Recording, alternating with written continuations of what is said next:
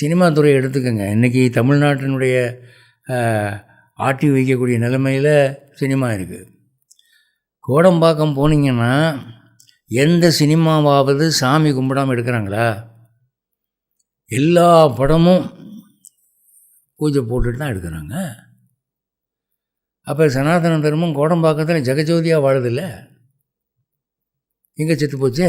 கீதையில் கண்ணன் நான் தான் கடவுள்னு சொல்லி விஸ்வரூபம் காட்டினான்.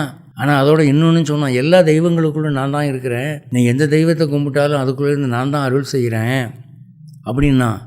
நீங்கள் எந்த போஸ்ட் டப்பாவில் லெட்டர் போட்டாலும் ஹெட் போஸ்ட் ஆஃபீஸ்க்கு போய் சேருதில்ல. அது மாதிரி ஆகாஷாத் பதிதம் தோயம் யதா கச்சதி சாகரம், வானத்திலிருந்து விழக்கூடிய மழைநீரானது எப்படி இதில் கடலில் போய் சேருதோ அது மாதிரி சர்வதேவ நமஸ்காரக கேசவம் பிரதி கச்சத்தின்னு சொல்லி வேதம் சொல்லுது. இங்கே அதை எவன் சொல்லுவான்? அந்த மாதிரி சொல்லக்கூடிய பரந்த மனப்பான்மை பெருந்தன்மை யாருக்கு இருக்குது?